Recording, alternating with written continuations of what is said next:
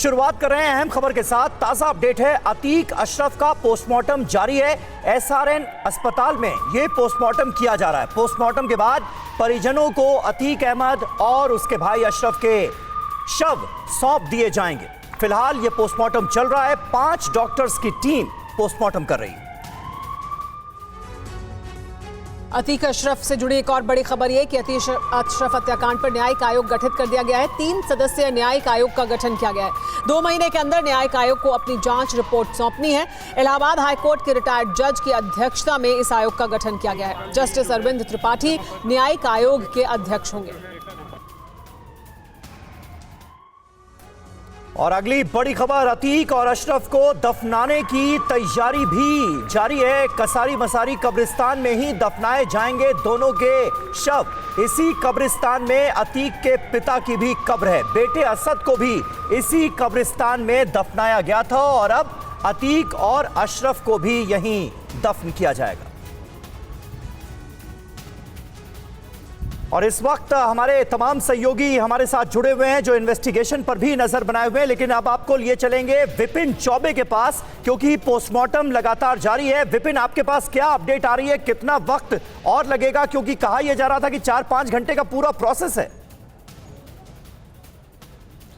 समीर, बहुत बड़ी खबर यह है कि पिछले 2 घंटों से जो पोस्टमार्टम चल रहा था, सीधे आप तस्वीरें देखिए और मैं आपको डिटेल बताता हूं। सबसे पहले उस आधुनिक चीरघर की तस्वीर देखिए। इसी बिल्डिंग के अंदर अतीक अहमद और अशरफ अहमद दोनों का पोस्टमार्टम चल रहा है। और अभी हमको अंदर से हमारे एक सोर्स ने यह बताया है कि एक का पोस्टमार्टम पूरा हो चुका है और दूसरे का पोस्टमार्टम जारी है। मतलब अतीक अहमद का पोस्टमार्टम पूरा हो चुका है 2 घंटे में और अशरफ अहमद का पोस्टमार्टम जारी है। 1 घंटे से सवा घंटे का वक्त और लगेगा और उसके बाद यह तय करना है कि आखिरकार क्या कुछ होना है इस पूरे मामले में। क्या रातों रात पुलिस अपनी मौजूदगी में इन दोनों का अंतिम संस्कार करवा देगी, इन दोनों के शव परिवार को सौंप दिए जाएंगे, या फिर कल सुबह तक का इंतजार किया जाएगा? क्योंकि पोस्टमार्टम हाउस में आपको पुलिस नजर आ रही है, आपको कर्मचारी नजर आ रहे हैं, शव वाहन नजर आएंगे और इसके साथ साथ डॉक्टर्स की टीम भी नजर आएगी। लेकिन परिवार का कोई सदस्य, जब असद की बॉडी को लेने का मामला आया था तो असद के फूफा यानी अतीक अहमद के बहनोई और अतीक अहमद के ससुर स्पेशली यहां से झांसी गए थे।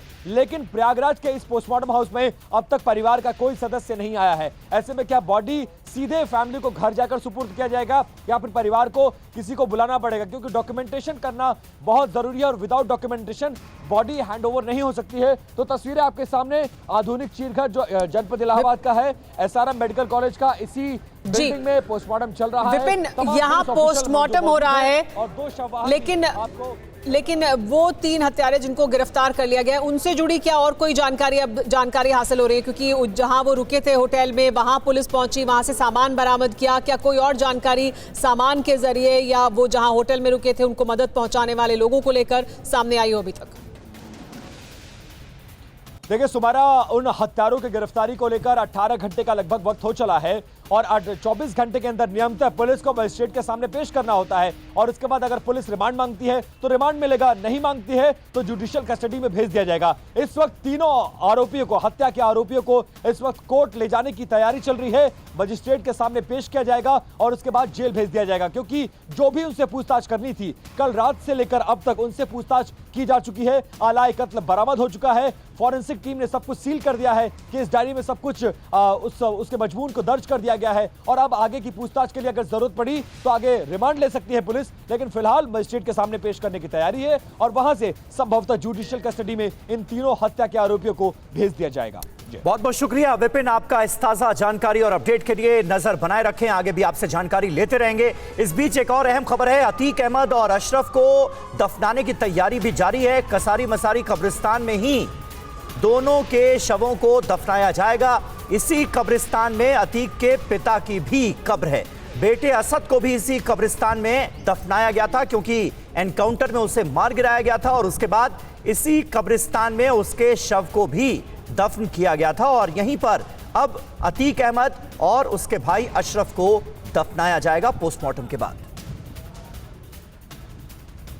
हमारे साथ इस वक्त जानू खान मौजूद हैं। जानू खान कब्र खोदने का काम करते हैं और ये पीढ़ियों से काम करते आ रहे हैं। अतीक के परिवार में उनके दादा वालिद जिनकी भी कब्र खुदी वो इनके परिवार ने ही, इनके वालिदों ने खोदी है। जानू खान, ये जो कब्र खुद रही है किन किन की कब्र है और क्या इनकी गहराई है, किस तरीके से? ये अतीक संसद की कब्र है, ये अशरफ की कब्र है। अच्छा। ये 6.5-7 फीट लंबी ये है, 7.5 ये है लंबान, और उसके बाद इसकी चौड़ाई 4 फीट, इसकी चौड़ाई 3 फीट, और ये होगी 8 से 7 फीट गहरी हो जाएगी, दोनों में कब्र, गहरी कब्र हो जाएगी। इससे पहले आपने उनके परिवार में किन किन लोगों की, आपके परिवार वालों ने कब्र खोदी है? उधर फेंको सानू, उधर फेंको। किस किस की कब्र खोदी है? ये हमने उनके पापा की खोदी कब्र, उसके बाद उनकी लड़के की खोदी कब्र, अब ये दोनों जने की ये खोदा है। उनकी मम्मी कब्र हमारे पापा ने खोदा था। अतीक और अशरफ की हत्या को लेकर यूपी सरकार के मंत्रियों के अजीबोगरीब बयान जारी हैं। जेल मंत्री ने कहा है कि अतीक को लोगों की बद्दुआओं की सजा मिली है। माफिया अतीक अहमद और उसके भाई अशरफ की पुलिस कस्टडी में हुई हत्या के बाद यूपी सरकार भले बैकफुट पर है, लेकिन उनके मंत्रियों की बयानबाजी में कोई नरमी नजर नहीं आ रही। हत्या मामले में प्रदेश सरकार के कारागार मंत्री धर्मवीर प्रजापति ने बड़ा बयान दिया है। आगरा पहुंचे धर्मवीर प्रजापति ने प्रतिक्रिया देते हुए कहा कि अतीक को लोगों की बद्दुआ लगी है। उत्तर प्रदेश की जनता को जिस तरह से इन्होंने सताया और ज़मीनों पर कब्जे किए और तमाम लोगों को जो है इन्होंने दुनिया से विदा कर दिया, उनके परिवार, उनकी माँ, उनकी बहन, उनकी पत्नी और भाई सभी की बद्दुआएं लगी और ईश्वर ने उसका निर्णय दिया है। इस हत्याकांड पर समाजवादी पार्टी सांसद एसटी हसन ने सवाल उठाया और पूछा कि पहले विकास दुबे, फिर उमेश पाल और अब अतीक और अशरफ की हत्या ने सवाल उठा दिया है कि आखिर यूपी पुलिस क्या कर रही है। देखिए, जब कानून के हत्यारों की सुपुर्दगी में हत्याएं हो जाएं तो आप खुद अंदाजा लगा सकते हैं कि किस तरह की कानून व्यवस्था है। इससे पहले बीजेपी नेता स्वतंत्र देव सिंह ने इस हत्याकांड को पाप पुण्य का हिसाब बताया और मंत्री सुरेश खन्ना ने आसमानी फैसला बताया था।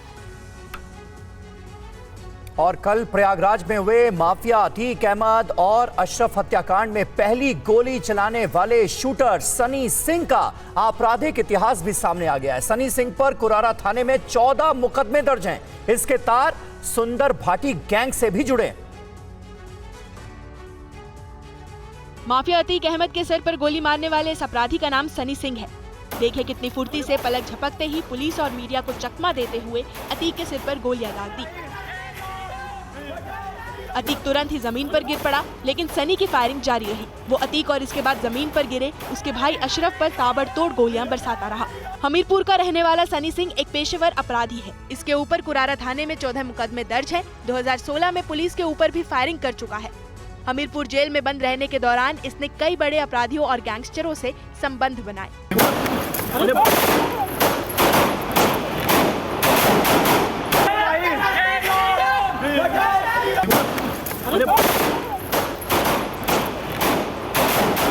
सूत्रों के मुताबिक सनी सिंह की मुलाकात उस समय पश्चिम यूपी के दुर्दांत माफिया सुंदर भाटी से भी हुई थी। सनी सिंह पर पहले भी सुंदर भाटी के लिए काम करने के आरोप लगते रहे हैं। सनी सिंह ने 16 वर्ष की उम्र से ही ट्रक लूट समेत अन्य अपराध किए। इसके बाद पूर्ण रूप से अपराधी बन गया। अतीक और अशरफ पर गोली चलाने वाला अरुण मौर्य कासगंज का रहने वाला हिस्ट्री शीटर है। उसकी चाची ने अरुण के आपराधिक रिकॉर्ड के बारे में बताया। ये अरुण कालिया के बारे में जानकारी कब मिली कि उसने अतीक की हत्या की? आज पता लगी है। आज पता लगी? हाँ। अच्छा, जरा बताएंगे कि अरुण कालिया कब आया था आखिरी बार घर? है गई होंगी 6-7 साल तो है गई होंगी। जब 6-7 साल पहले आया था। हाँ। तो घर नहीं आई। उसके बाद घर ही नहीं आया ना? घर है ना। रहता कहाँ पर था वो, ये बताइए। यही घर है? घर तो मेरा जो है अरुण की जगह जा पा रही है। अच्छा, ये वाली है, ये जो उसके बगल है। अच्छा, उसके माता पिता तो बहुत पहले गुजर गए थे? हाँ, मैं तो पहले जब वो छोटा था। हाँ, छोटे ये तब तो। कितने भाई बहन है वो? ये 3 भाई हैं। अच्छा, माता पिता के जाने के बाद फिर क्या कितने भाई बहन है टोटल? 2 भाई है ना उसके? और हाँ, क्या करते हैं दोनों? मजदूरी करते हैं। मजदूरी करते। और आप कह रहे हैं कि अरुण बहुत दिन से घर नहीं आया। अरुण अच्छा, अरुण ने मर्डर किया था 2010 में जीआरपी के जवान का। हमें सर ट्रेन में कोई जानकारी ना है जवाब। अच्छा, हमें कोई कैसे पता ना जवाब कि नको मर्डर। हम खाली दवाई। अच्छा, ये बताइए गांव में उसकी छवि कैसी थी? लोग कैसे जानते थे उसको? बदमाश अरुण कालिया क्या? हम बताएं, जैसे छोटे ही तो है, हाँ। उदम करते तो जैसे डांट रहे थे चले गए। बाकी बाद में गांव मानना ने देखू ना बाजी नहीं तो कहाँ अरुण है, कैसे अरुण है।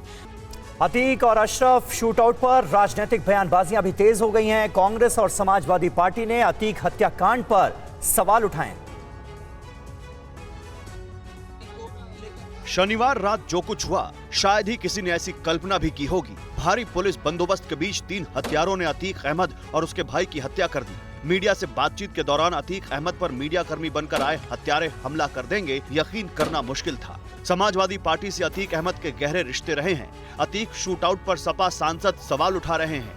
कानून हमारे साथ में मौजूद है, तो अपने हाथ से वो काम क्यों कर रहे हैं जो अदालत करनी चाहिए, अदालत करना चाहिए कानून से। वही कांग्रेस का कहना है कि चाहे किसी अपराधी का जुल्म कितना ही बड़ा क्यों ना हो, लेकिन उसके साथ ऐसा नहीं होना चाहिए था। कानून के तहत उस पर कार्रवाई होनी चाहिए थी। कि पुलिस सुरक्षा के बीच में किसी व्यक्ति की हत्या कर दी जाए, चाहे वो माफिया हो, चाहे साधारण हो, चाहे आम आदमी हो, कोई व्यक्ति हो, चाहे वो कितना भी बड़ा चंबल का खुखार डकैत हो, पुलिस चाहे वो दाऊद इब्राहिम हो, चाहे दुनिया का कोई ओसामा बिन लादेन हो, अगर वो पुलिस सुरक्षा में अंडर कस्टडी है, तो अगर उसकी हत्या होती है तो इसकी निश्चित तौर से प्रदेश सरकार की पूरी कानून व्यवस्था पर, पुलिस के ऊपर ये प्रश्न होता है।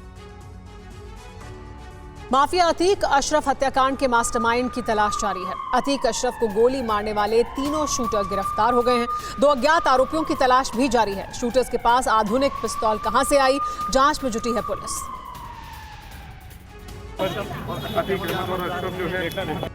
क्या माफिया अतीक और उसके भाई अशरफ को महज 3 पेशेवर अपराधियों ने मौत के घाट उतार दिया, या इन तीनों के पीछे कोई ऐसा दिमाग काम कर रहा था जिसके इशारे में इन तीनों हत्यारों ने इस हत्याकांड को अंजाम दिया? अभी तक जो खबर सामने आई है उसके मुताबिक तीनों हत्यारों का क्रिमिनल बैकग्राउंड है। अभी तक हुई पूछताछ में तीनों के बयान भी अलग अलग आ रहे हैं। तीनों की बातों में विरोधाभास है। ऐसे में सवाल है कि तीनों शूटर्स को जोड़ने वाली कड़ी कौन है? क्या तीनों ने किसी एक के लिए काम किया है? क्या तीनों का मास्टरमाइंड कोई एक है? तीनों अतीक अशरफ को क्यों मारना चाहते थे? क्या मर्डर के लिए प्लानिंग की गई थी? तीनों के पास आधुनिक पिस्तौल कहां से आई? एफआईआर में शामिल 2 अज्ञात लोग कौन हैं? 3 अपराधियों को किसने इकट्ठा किया? सनी, अरुण और लवलेश पुलिस रिकॉर्ड में शातिर अपराधी हैं। तीनों ने अतीक और अशरफ की रेकी की थी। आराम से होटल में ठहरे थे। बहुत आसानी से अतीक और अशरफ के पास पहुंच गए। पुलिस की मौजूदगी में फायरिंग करते रहे। पुलिस देखती रही और फिर इन्होंने खुद सरेंडर कर दिया। और जानकारी ये मिली है कि तीनों हत्यारे जिन्होंने इस शूटआउट को अंजाम दिया, जो हमलावर थे, वो प्रयागराज के एक होटल में ठहरे थे और लगातार दोनों की मूवमेंट पर नजर रखी जा रही थी। अतीक अहमद और अशरफ हत्याकांड को अंजाम देने वाले हमलावरों से पुलिस पूछताछ में बड़ा खुलासा हुआ है। हत्यारों ने बताया कि हत्याकांड को अंजाम देने के लिए तीनों प्रयागराज के होटल में पहले से ही रुके हुए थे। अतीक और अशरफ के पुलिस रिमांड मिलने के बाद ही तीनों ने होटल ले लिया था और लगातार दोनों की मूवमेंट पर नजर रख रहे थे। हत्याकांड को अंजाम देने से 48 घंटे पहले ही तीनों होटल आ गए थे और अपने मंसूबे को अंजाम देने के लिए सही वक्त का इंतजार कर रहे थे। हत्यारे जिस होटल में रुके थे, पुलिस ने वहां पर छापेमारी भी की है। पुलिस ने होटल से तीनों हमलावरों का सामान बरामद कर लिया है। एक हत्यारा अपना हैंगिंग बैग लेकर हत्याकांड को अंजाम देने आया था। पुलिस को शक है कि इसी हैंगिंग बैग में हथियारों को छिपा कर लाया गया था, जबकि 2 हमलावरों का सामान पुलिस ने होटल से जब्त किया है। वहीं पुलिस को हत्याकांड से जुड़ा एक और सीसीटीवी फुटेज बरामद हुआ है। पुलिस मोतीलाल नेहरू अस्पताल में लगे सीसीटीवी को अपने कब्जे में लेकर जांच कर रही है कि हमलावर रेकी के लिए कब कब परिसर में आए और हत्याकांड से पहले कितने देर तक वहां पर रुके। TV9 भारतवर्ष की टीम आज दिन भर आपको पल पल की रिपोर्ट पहुंचाती रही। प्रयागराज में बीती रात जहां अतीक और अशरफ को मार दिया गया, वहां अभी कैसे हालात हैं, देखिए ये रिपोर्ट। इसी गेट से लाया गया था, इसी गेट से अतीक अहमद उतर कर आया था और ठीक इसी जगह पर, यानी ये जहां पर सफेद चूना डाला गया है, यहीं पर गोलियों के तड़तड़ाहट से पूरा इलाका गूंजा था और यहीं पर गोलियां मारी गई थी और ये इलाका पूरा खून से सन गया था। अब उस इलाके में चूना डाल दिया गया और इस वक्त पूरी सिक्योरिटी बढ़ाई गई है। एक तस्वीर दिखाने की कोशिश, भारी तादाद में सुरक्षा बलों को तैनात किया गया है। आंसू गैस के गोले चलाने वाली गन भी इनके हाथों में देखी जा सकती है। डंडे इनके हाथ में है, राइफल्स इनके हाथ में है, क्योंकि संभावना ये जताई गई थी कि अतीक अहमद और अशरफ अहमद की मौत के बाद पूरे प्रयागराज में माहौल खराब हो सकता है। हर जगह पर सुरक्षा बढ़ाई गई थी, लेकिन कल क्या हुआ था वो जानना आपके लिए बहुत जरूरी है। दिन के उजाले में आपको बताते हैं, बीती रात 10:30 बजे इसी सड़क से, जो धूमनगंज थाने से ये सड़क आती है और ठीक मोतीलाल नेहरू मंडलीय चिकित्सालय, यहां पर उसका मेडिकल कराया जाना था। दोनों ने अनईजीनेस की शिकायत की थी और यह बताया था कि उन्हें उलझन है। इस बात की शिकायत के बाद 11 पुलिसकर्मी 3 गाड़ियों में सवार होकर इसी हॉस्पिटल में उनको लेकर आए। अतीक अहमद और अशरफ के हमलावरों पर बड़ा खुलासा हुआ है। तीनों आरोपी कितने दिन से दोनों भाइयों का पीछा कर रहे थे, जानिए इस रिपोर्ट में। अतीक और अशरफ हत्याकांड को अंजाम देने वाले आरोपियों को लेकर बड़ा खुलासा हुआ है। सोर्सेस के मुताबिक तीनों हमलावर अतीक को साबरमती जेल और अशरफ को बरेली जेल से लाने की खबर को देखकर ही मर्डर का प्लान तैयार कर लिया था। तीनों हमलावर लगातार अतीक और अशरफ की रेकी कर रहे थे। अतीक और अशरफ की हर हलचल पर हमलावरों की नजर थी। इन्हें पुलिस जहां भी लेकर जा रही थी, ये उस इलाके की रेकी करते थे, लेकिन सुरक्षा के बंदोबस्त कड़े होने की वजह से घटना को अंजाम नहीं दे पाते थे। लेकिन बीती रात हमलावरों ने जैसे ही पुलिस का कमजोर घेरा देखा, इन्होंने दोनों भाइयों पर ताबड़तोड़ फायरिंग करके हत्या कर दी। हमलावर मीडिया कर्मी बनकर अतीक और अशरफ का पीछा कर रहे थे। कोर्ट में पेशी से लेकर मेडिकल कराने तक जहां जहां अतीक और अशरफ को पुलिस लेकर जाती थी, ये तीनों गले में मीडिया का आई कार्ड, माइक और कैमरा लेकर साथ साथ चलते थे। जैसे ही उन्हें मौका मिला, ताबड़तोड़ हमला करके अतीक और अशरफ को मौत के घाट उतार दिया। पुलिस अब ये पता लगाने में जुटी है कि हत्यारे किसके संपर्क में थे और हत्या के पीछे का मकसद क्या था। हत्याकांड के बाद एफआईआर में अपराधियों का कबूलनामा भी सामने आ गया है। अतीक गैंग का खात्मा चाहते थे शार्प शूटर। अतीक अशरफ को मारकर नाम कमाना चाहते थे अपराधी। अपनी पहचान बनाना चाहते थे माफिया के तौर पर। मारने का सही मौका नहीं मिल रहा था, ये कहा गया है एफआईआर में।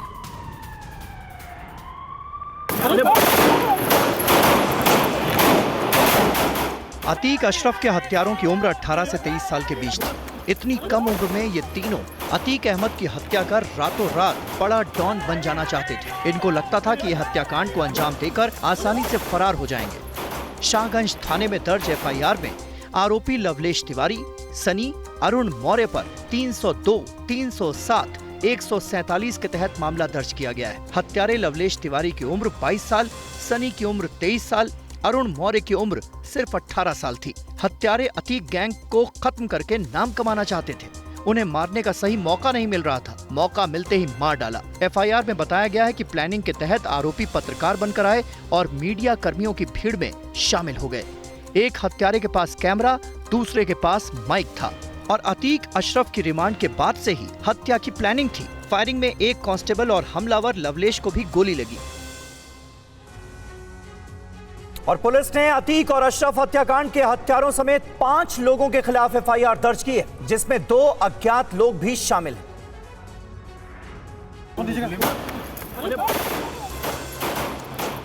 अतीक और अशरफ हत्याकांड में पुलिस ने 5 लोगों के खिलाफ केस दर्ज किया है। एफआईआर में अशरफ और अतीक पर ताबड़तोड़ फायरिंग करने वाले लवलेश, अरुण और सनी के साथ ही 2 अज्ञात लोगों के खिलाफ शाहगंज थाने में एफआईआर दर्ज की गई है। पुलिस को तीनों हत्यारों का आपराधिक रिकॉर्ड मिला है, जिसमें एक पर लूट और दूसरे पर हत्या के प्रयास का मुकदमा पहले से ही दर्ज है। पुलिस तीनों हत्यारों के बयान में विरोधाभास होने की वजह से अब उनके मोबाइल को कब्जे में लेकर पता लगाने में जुटी है कि हत्या के पीछे किसका हाथ था और उसका मकसद क्या है।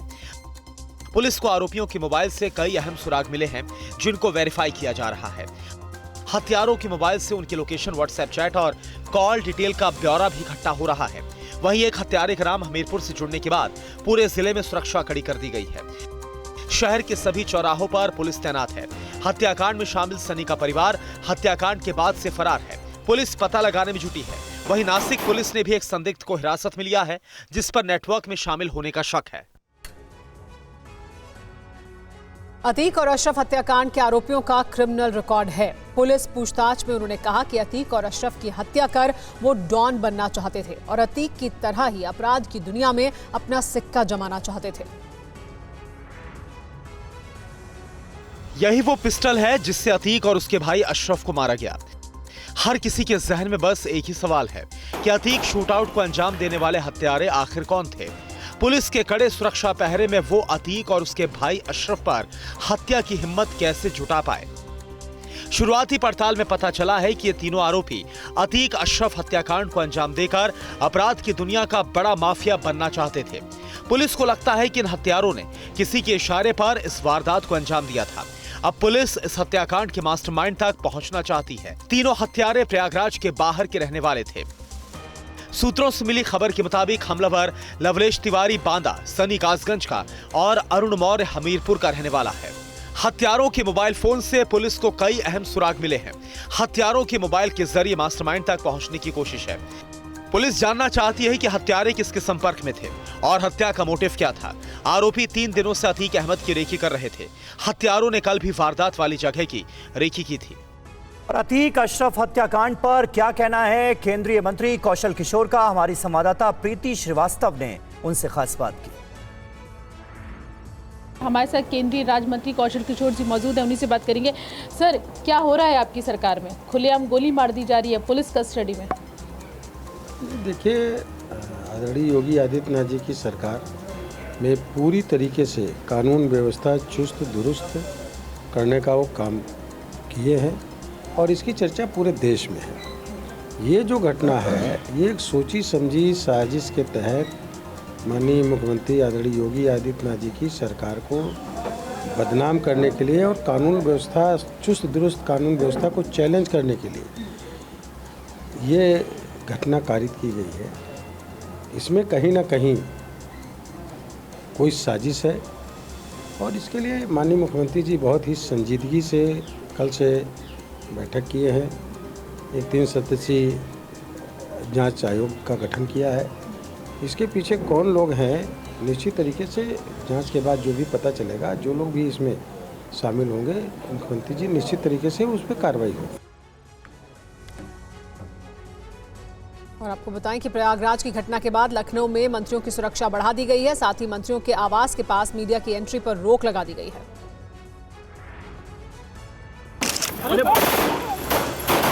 भारी पुलिस सुरक्षा के बीच अतीक अहमद और अशरफ अहमद की हत्या पर सियासी संग्राम मचा है। विपक्ष ने योगी सरकार को घेरा और कहा कि यूपी में कानून का राज खत्म हो चुका है और सूबे में अराजकता फैल चुकी है। पश्चिम बंगाल की मुख्यमंत्री ममता बनर्जी ने ट्वीट में लिखा कि यूपी में कानून व्यवस्था के चरमरा जाने से स्तब्ध हूँ। ममता ने लिखा कि यह शर्मनाक है कि अपराधी अब पुलिस और मीडिया की मौजूदगी से बेफिक्र होकर कानून अपने हाथ में ले रहे हैं। पीडीपी नेता महबूबा मुफ्ती ने लिखा कि यूपी अराजकता और जंगल राज में फिसल गया है।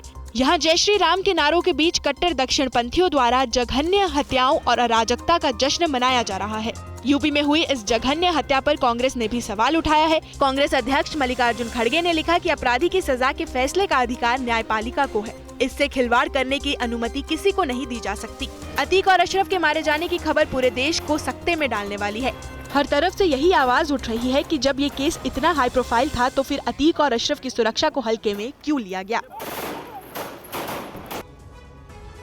और माफिया अतीक अहमद और अशरफ की हत्या के बाद गृह मंत्रालय ने पत्रकारों की सुरक्षा को लेकर संज्ञान लिया है। केंद्र सरकार ने पत्रकारों की सेफ्टी को लेकर एसओपी तैयार करने का फैसला लिया है। इस समय हम खड़े हैं 5 KD पर, जहां पर मीडिया की एंट्री को पूरी तरीके से बैन कर दिया गया है। आप देख सकते हैं कि जिस तरीके से कल प्रयागराज में अतीक और अशरफ की को गोली मारकर हत्या कर दी गई, उसके बाद उत्तर प्रदेश में लखनऊ में सभी जो मुख्यमंत्री के साथ साथ जो डिप्टी सीएम है और मंत्रियों की जो सिक्योरिटी है उसको बढ़ा दिया गया है। और ये 5 KD है जहां पर बस कुछ ही कदम की दूरी पर डिप्टी सीएम केशव प्रसाद मौर्य का घर है और आगे अगर हम उसके थोड़ा सा बढ़ जाते हैं तो वहां पर सुरेश खन्ना, दयाशंकर मिश्र, ऐसे कई नेताओं का घर है, कई मंत्रियों का घर है। लेकिन आज यहाँ पर पूरी तरीके से जो मीडिया की जो एंट्री है वो पूरी तरीके से बैन कर दी गई। साथ ही जो आज कार्यक्रम थे मंत्रियों की और डिप्टी सीएम के, सभी कार्यक्रमों को रद्द कर दिया गया है। साथ ही जो मुख्यमंत्री हैं वो बैठक कर रहे हैं मुख्यमंत्री आवास पर और हर 2 घंटे पर अधिकारियों को रिपोर्ट देने के निर्देश भी दिए गए हैं। अतीक अशरफ हत्याकांड पर सरकारी बयान जारी कर दिया गया है, प्रेस नोट जारी किया गया है। ये जो पूरी घटना घटी प्रयागराज में 15/4/2023 को, इसको लेकर ये प्रेस नोट जारी किया गया है जिसमें पूरे घटनाक्रम का जिक्र किया गया है, यानी साबरमती से किस तरह से लाया गया था और फिर कोर्ट से रिमांड मांगी गई वो। लेकिन घटना का जहां जिक्र किया गया है वो मैं अगर बताऊं इस प्रेस नोट से आपको, तो दिनांक 15/4/2023 को अभियुक्त गण यानी अशरफ और अतीक को स्वास्थ्य परीक्षण के लिए रात 10:30 बजे मोतीलाल नेहरू अस्पताल ले जाया जा रहा था। ले जाया जा रहा था, लेकिन वहां पर यह बताया गया कि किस तरह से मीडिया कर्मियों द्वारा लगातार अभियुक्त गण से बाइट लेने का प्रयास किया जा रहा था, यानी बाइट लेने की कोशिश की जा रही थी। मीडिया कर्मियों का हुजूम, सुरक्षा घेरे में चल रहे अभियुक्त गण की बाइट लेने के लिए बार बार सुरक्षा घेरे को तोड़कर नजदीक पहुंच रहा था, यानी कि कहा जा रहा है कि मीडिया के लोग पास पहुंच रहे थे। इसी क्रम में मीडिया कर्मियों के नजदीक होने पर अतीक और अशरफ मीडिया को बाइट देने लगे। ये तस्वीरें जो आप इस वक्त देख रहे हैं, बाइट देने लगे, इसका जिक्र है। पुलिस कर्मियों द्वारा दोनों को आगे बढ़ाया जा रहा था कि इसी दौरान मीडिया कर्मियों की भीड़ में से अचानक 3 मीडिया कर्मी वीडियो कैमरा, माइक और माइक आईडी के साथ अभियुक्त गण के पास पहुंचकर स्वचालित हथियारों से अंधाधुंध फायरिंग उन्होंने शुरू कर दी, जिससे उक्त अभियुक्त गण घायल होकर गिर गए। फायरिंग के दौरान भगदड़ मचने से कुछ मीडिया कर्मियों को भी चोटें आई हैं एवं सुरक्षा में लगे आरक्षी मान सिंह फायर आर्म इंजरी में घायल हुए हैं। मान सिंह को जो चोट लगी उसका जिक्र किया गया है। इस प्रेस नोट में जो अभियुक्त गण है, यानी वो जो तीनों अपराधी हैं, उनका इतिहास भी बताया गया, उनका आपराधिक इतिहास बताया गया है। उनकी फोटो जारी की गई है।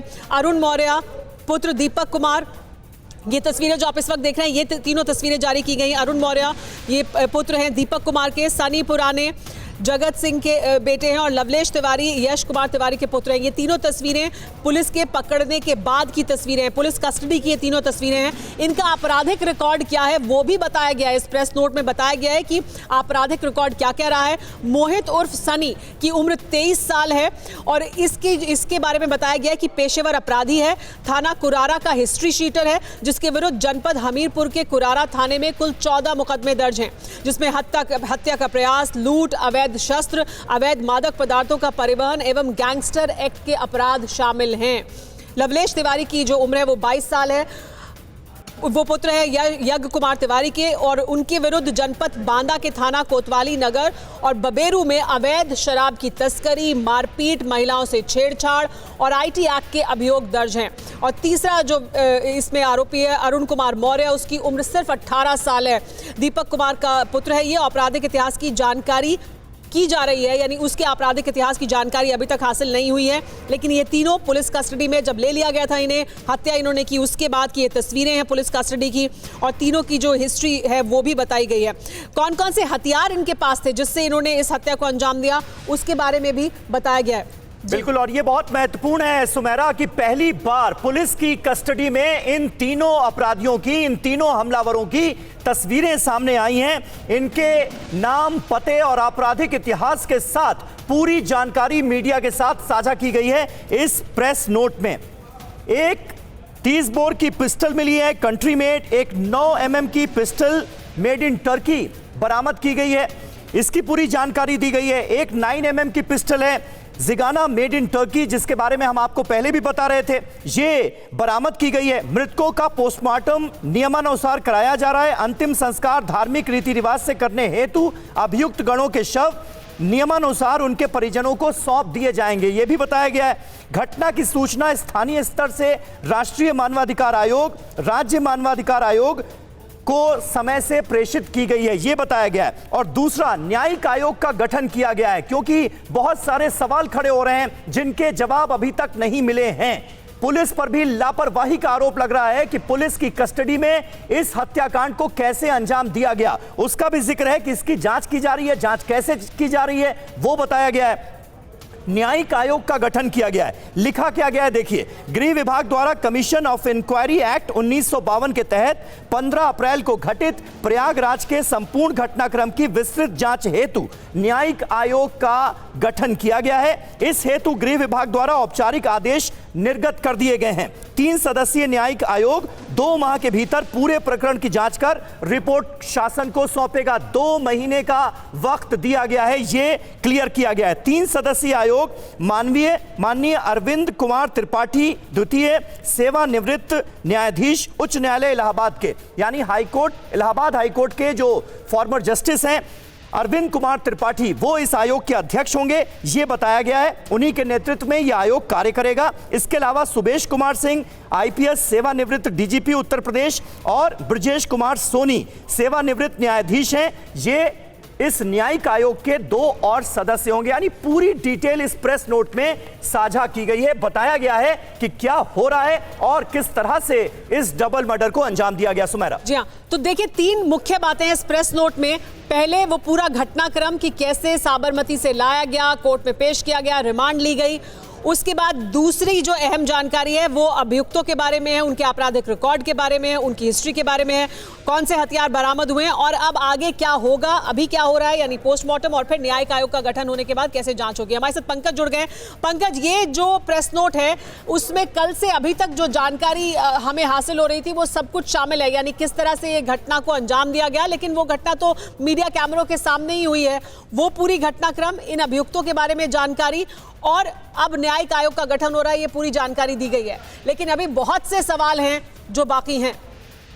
देखिए, यूपी पुलिस ने क्या किया है, ये जो प्रेस नोट जारी किया है इतने घंटों के बाद में, उसमें अभी तक जितनी भी जानकारियां या सूचनाएं थी ना, सबको संकलित करके एक साथ प्रेस नोट जारी कर दिया। इसमें कोई नई जानकारी नहीं है, सिर्फ ये बताने के लिए कि जो 3 आरोपी हैं उनमें से 2 के क्रिमिनल रिकॉर्ड है, लेकिन एक तीसरा आरोपी जो है अरुण कुमार मौर्य, जिसकी उम्र 18 साल बताई जा रही है, उसके खिलाफ अभी तक क्रिमिनल रिकॉर्ड की जानकारी नहीं मिली है, उसकी छानबीन की जा रही है। अभी तक ये नहीं बताया गया था कि हत्यार जिनसे अतीक और अशरफ को गोली मारी गई थी, उनका आधिकारिक तौर पर वो ब्यौरा नहीं दिया गया था। उसमें ये बताया गया कि एक पिस्टल था कंट्रीमेट, एक 9mm पिस्टल थी और एक जो हमारा चैनल सवेरे से बता रहा है कि 9mm पिस्टल ठिकाना है। तो सारी बातें तो फिर से कही जा रही है, कुछ नया नहीं है। लेकिन पंकज, बड़ा सवाल ये है कि जो जानकारी अभी तक सामने आ रही थी उसको कंपाइल कर प्रेस नोट बना दिया गया। प्रेस कॉन्फ्रेंस से क्या बचने की कोशिश है, क्योंकि वहां पर फिर बहुत से सवाल होंगे जो सवाल पूछे जा रहे हैं कि कैसी चूक हुई, सुरक्षा व्यवस्था क्यों उतनी नहीं थी जितनी होनी चाहिए थी, क्या इस वजह से प्रेस नोट?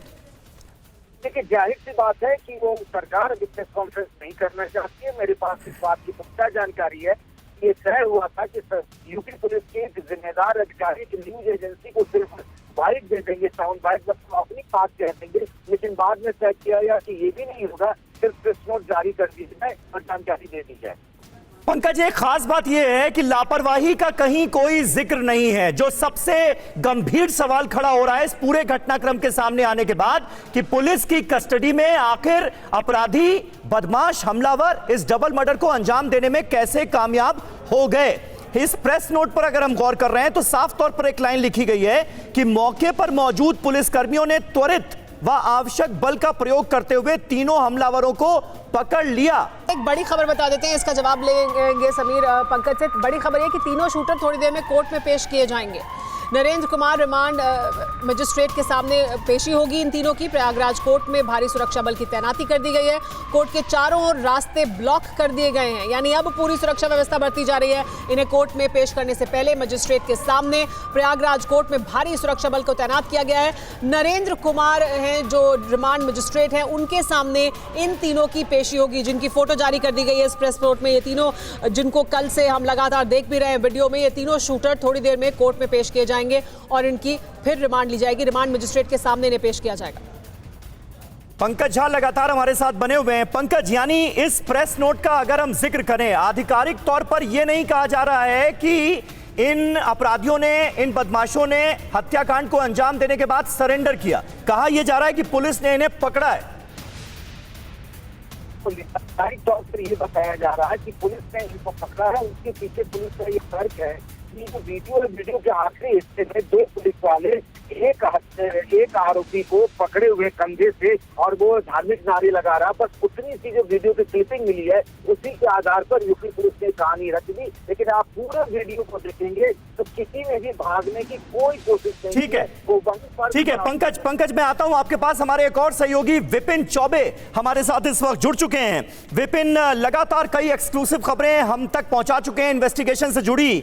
विपिन, अब ये जो प्रेस नोट सामने आया है इसमें कहीं सरेंडर का कोई जिक्र नहीं है।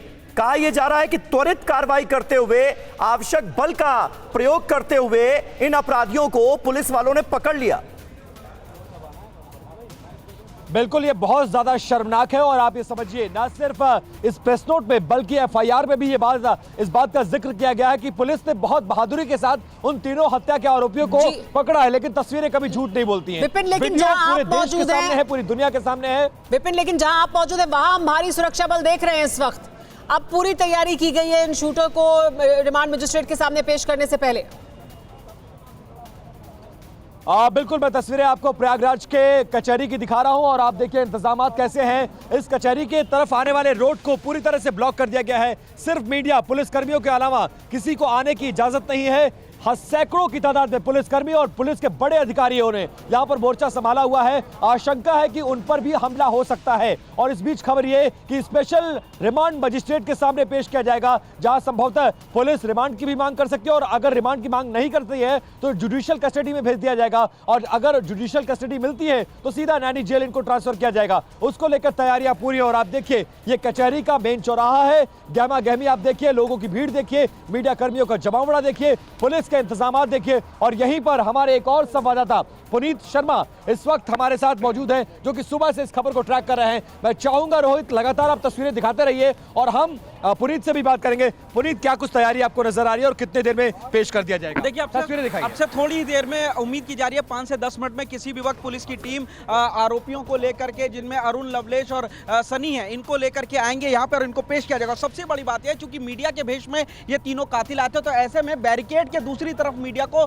पूरी तरीके से बैन किया गया, यानी कि पूरी चीजें चेक की जा रही है कि कहीं किसी और वेश में तो कातिल नहीं आया और इसीलिए मीडिया को भी दूर रखा गया। लेकिन सुरक्षा के काफी ज्यादा इंतजाम है, क्योंकि सुरक्षा को लेकर ही तमाम समाल यहाँ पर खड़े हो रहे थे और ऐसे में जो पब्लिक है उनको भी दूर किया जा रहा है। सिक्योरिटी में लेकर के आ रहे हैं, क्योंकि कल सिक्योरिटी कम थी और ऐसे में आशंका अभी ये भी जताई जा रही है कि उनके ऊपर भी हमला हो सकता है। तो ऐसे में उनकी सुरक्षा अब यूपी पुलिस के ऊपर है, जो कि अतीक और अशरफ को नहीं बचा पाई। तो इसलिए कोर्ट के बाहर खास सुरक्षा। और सबसे बड़ी बात यह कि उनको कहां रखा गया है, बार बार अपनी जगह पुलिस बदल रही है। पहले पुलिस लाइन, और आप देखिए लगातार उनकी जगह को बदला गया है और यह भी बताया गया कि क्रॉस फायरिंग में लवलेश तिवारी, जो हत्या आरोपी नंबर 3 है, उसके पैर में गोली लगी। सुबह उसको स्वरूप रानी अस्पताल में भर्ती कराया गया और अब रिमांड मजिस्ट्रेट के सामने पेश करने के लिए उसको लेकर आया जा रहा है। लेकिन उसकी पेशी से पहले इंतजाम बहुत ज्यादा आप देख सकते हैं किस तरह से यहां पर पीएससी के जवान तैनात है, उत्तर प्रदेश पुलिस के जवान तैनात है और ये वो बैरियर है जिसका जिक्र पुनीत कर रहे थे। इस बैरियर के आगे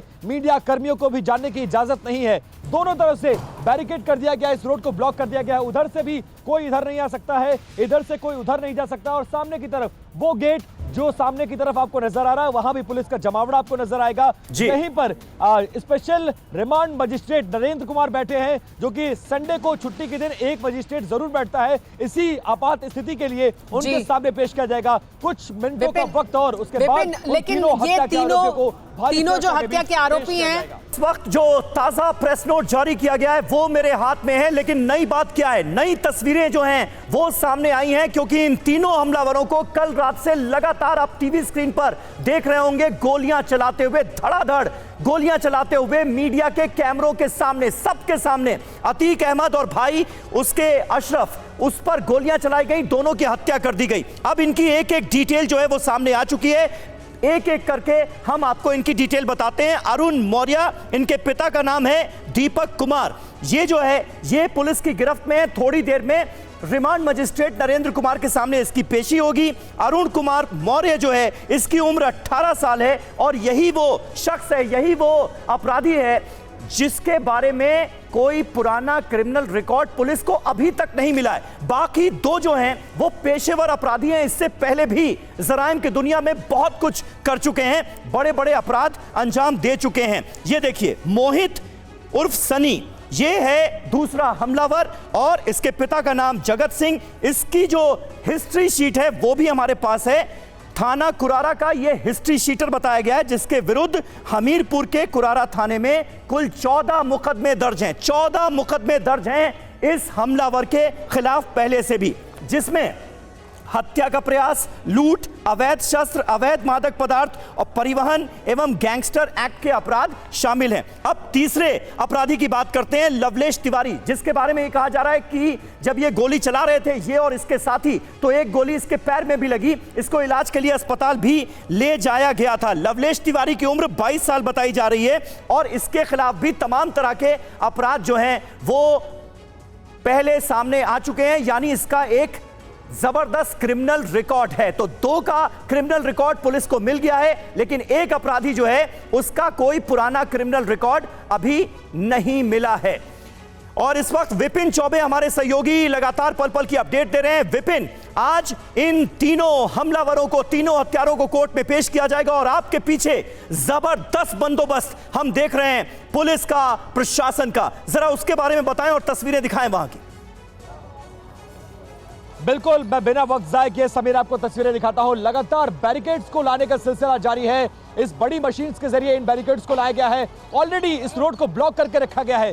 बड़ी तादाद में हजारों पुलिसकर्मी इस वक्त प्रयागराज के सिविल लाइन्स इलाके से लेकर धूमनगंज से लेकर कचहरी से लेकर अलग अलग इलाकों में कॉम्बिंग कर रहे हैं, फ्लैग मार्च कर रहे हैं। और जिस इलाके में, क्योंकि ये बहुत ज्यादा सेंसिटिव इलाका है और आशंका ये व्यक्त की जा रही है कि अतीक के गुर्गे, अतीक के चाहने वाले ऐसा ना हो कि इन हत्या आरोपियों पर हमला कर दे, लिहाजा सुरक्षा के व्यापक इंतजाम है। और आप देखिए, मीडिया को भी रिस्ट्रिक्टेड एरिया में रखा जा रहा है और एक बार फिर से इस रोड को और भी ब्लॉक किया गया है। मतलब इस पैसेज में हमें ब्लॉक करके रखने की कोशिश की गई है। इस तरफ से जो सामने की तरफ रोड आपको नजर आ रही है, इसी रोड से उन तीनों हत्या आरोपियों को पुलिस लेकर पहुंचेगी। अभी उन्हें कहां रखा गया है इसके बारे में कोई इंफॉर्मेशन नहीं है, लेकिन आप सुरक्षा के इंतजाम देखिए। ये उस कचहरी की तरफ जाने वाली रोड है जहां पर रिमांड मजिस्ट्रेट नागेंद्र सिंह बैठते हैं और वहां उस रोड को जाने वाले तमाम रास्तों को ब्लॉक कर दिया गया है। और कोशिश पुलिस की, मुझे लगता है, क्या आपको लगता है ऐसी होगी कि रिमांड ली जाए उनकी? क्योंकि अभी बहुत से सवाल हैं जो बाकी हैं, जो पुलिस को उनसे चाहिए होंगे कि जिसका वो जवाब दे कि उनकी कौन मदद कर रहा था, वो कैसे यहाँ तक पहुंचे, किसने उन्हें हथियार मुहैया कराए, और पुलिस को भी काफी कुछ उनसे अभी जानकारी हासिल करनी होगी। तो क्या आपको लगता है क्या रिमांड लेने की कोशिश की जाएगी पुलिस द्वारा? देखिए, संभावना बहुत कम है क्योंकि 18 घंटे की पूछताछ की जा चुकी है। खुद उन्होंने सरेंडर किया है। आलाए कत्ल बरामद हुआ है। हत्या करते हुए जो उसका वीडियो है वो पूरे देश के सामने है और बेहद तेजी के साथ वायरल हो रहा है। प्रयागराज में इंटरनेट को बंद किया गया है, लेकिन सब जानते हैं कि यह हत्या कैसे हुई। पुलिस पिछले 18 घंटे से लगातार उन तीनों हत्या के आरोपियों से पूछताछ कर रही है, तो बहुत ज्यादा कुछ उनसे उगलवाना बाकी नहीं है। एविडेंस पुलिस को इकट्ठा करना होगा और उसी के चलते पुलिस स्टेशन रोड पर पड़ने वाले प्रयागराज जंक्शन के सामने लगभग 100 से ज्यादा ऐसे होटल्स हैं जहां के सीसीटीवी कैमरों की जांच कर रही है। डीवीआर को जब्त किया गया है। हत्या आरोपियों से पूछताछ की जा रही है। आला कत्ल बरामद हो चुका है, सील किया जा चुका है और आज संभावना यह है कि पुलिस रिमांड नहीं मांगेगी, पुलिस पेश करेगी और यहां से जुडिशियल। विपिन, ठीक है, आप नजर बनाए रखें। जैसे ही यहां पर पुलिस लेकर पहुंचेगी इन तीनों को, तब फौरन आपके पास आएंगे।